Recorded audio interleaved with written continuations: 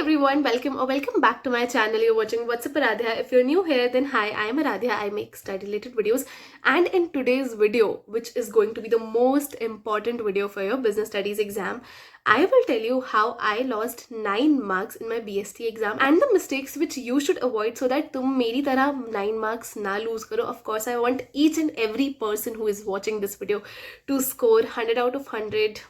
Blessings all over you.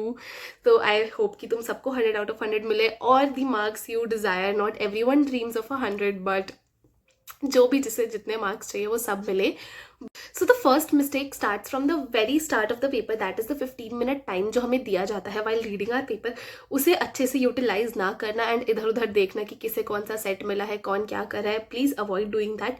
And जब तुम्हारे first 15 minutes मिले उसमें don't just read your paper कि हाँ मुझे ये आता है ये नहीं आता है. सिर्फ ये नहीं करना है.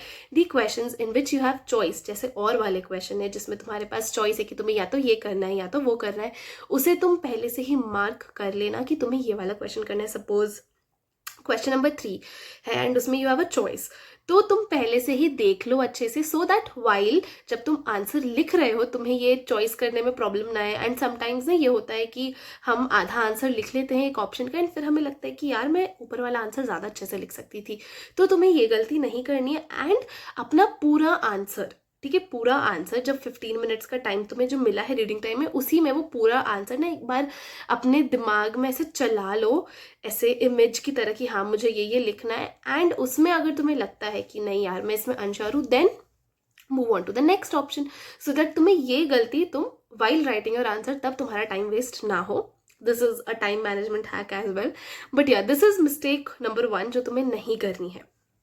The next mistake is to not read your case studies properly. I remember a lot of times कुछ case studies हमें ऐसे लगती है कि ओ ये तो हमने करी थी, ये तो हमें आती है, and we end up not reading them and हम वही आंसर जो हमने सोचा था कि हाँ ये इससे मिलता जुलता है थोड़ा सा क्वेश्चन पढ़ के we just start writing that. So you don't have to do that mistake even if you think कि हाँ तुमने ये case study पहले से देखी and it's very similar. I remember मेरे एग्जाम में काफ़ी सिमिलर 1-2 case studies आई थी, उसे भी तुम्हें पूरा रीड करना है एंड देन उसके अकॉर्डिंग आंसर देना है.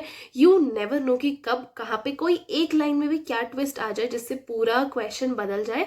सो प्रॉपरली केस स्टडीज को रीड करना है and then only answer your. Moving on to the next mistake, that is picture based questions को अच्छे से ना करना. I am telling you this one hack for picture based question, that is NCERT को पढ़ना नहीं है, ठीक है. मैं कुछ ज़्यादा काम नहीं बता रही हूँ, जस्ट अपने फ़ोन में PDF खोलो.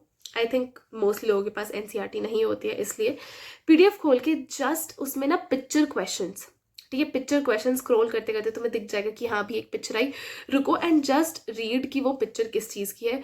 एनसीईआरटी से पिक्चर क्वेश्चंस आते हैं. आई रिमेंबर इको में मैंने गलती करी थी जहाँ पे मैं पिक्चर को आइडेंटिफाई नहीं कर पाई थी. Though we are talking about business studies but you never know कि एनसीईआरटी से कौन सी पिक्चर उठ के आ जाए. सो कई बार एनसीईआरटी की पिक्चर्स आती है, सो मेक श्योर कि तुम एनसीईआरटी की बुक एक बार देख के जाओ कि क्या पिक्चर्स वहाँ पे यूज्ड है.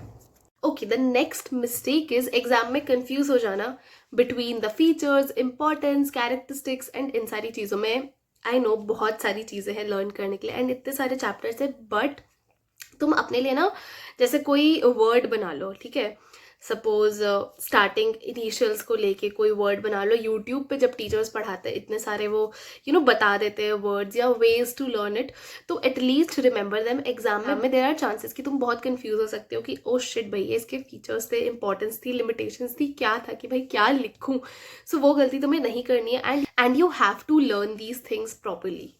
Moving on to the next mistake and the question which has always been my enemy is assertion, reasoning, statement-based questions. Statement-based questions are one of the worst kind of questions I feel, but exams में आते हैं, करने ही पड़ेंगे.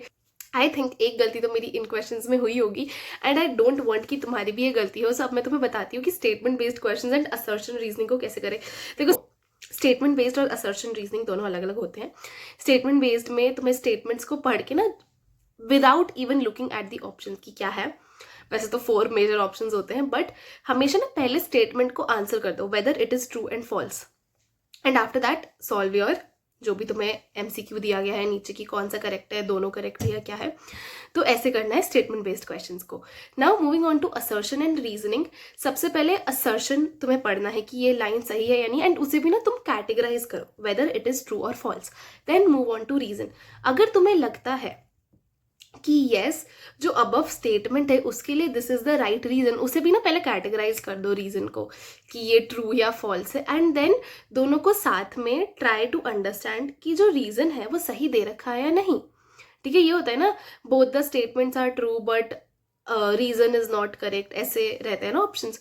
तो तुम्हें उसको देख के अपना आंसर कर देना है। बट द नेक्स्ट मिस्टेक जो बहुत सारे लोग एग्जाम में करते हैं that is to be stuck on questions जो उन्हें नहीं आते हैं।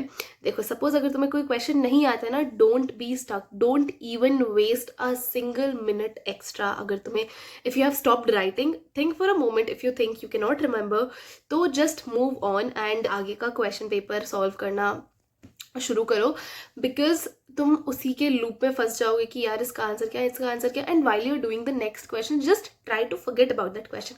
ऐसा हो सकता है कि आगे तुम कोई आंसर करो, तुम्हें वो याद आ जाए, बट अभी के लिए just move on from that answer and उसके बारे में मत सोचो एंड उसे ना छोड़ दो।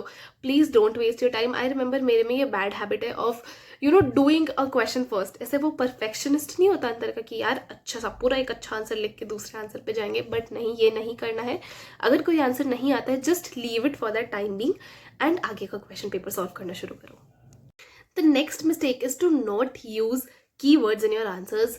इट्स वेरी इंपॉर्टेंट कि तुम कीवर्ड्स अपने आंसर्स में जो है इनकॉपरेट करो, जो भी तुमने अपनी बुक में पढ़े। Try to use those keywords, दो सेम कीवर्ड्स। थोड़ा सा मॉडिफाई कर सकते हो आंसर को। It's not a hard and fast rule कि तुम्हें सेम चीज़ें लिखनी है, सेम लाइन्स लिखनी है, सेम पॉइंटर्स लिखने हैं, not at all, but keywords has to be the same. अगर तुम कीवर्ड सेम रखोगे there are high chances examiner will see कि हाँ तुम्हारे जो कीवर्ड्स है, जो मेन इंपॉर्टेंट पॉइंटर्स है वो सही है, and underline those keywords, right. I have already mention this in my presentation वाली वीडियो। So underline करो उन keywords को and then you are good to go. So that was it for today's video. I think कि these mistakes are enough to remind you कि हाँ तुम्हें ये गलती नहीं करनी है, and I hope you found this video helpful. And अगर तुम्हें ये वीडियो थोड़ी सी भी helpful लगी हो then make sure you're liking this video, subscribing to my channel and leave a comment down below. And till then, all the best for your exam. I hope you all get the marks you deserve, and until then, bye.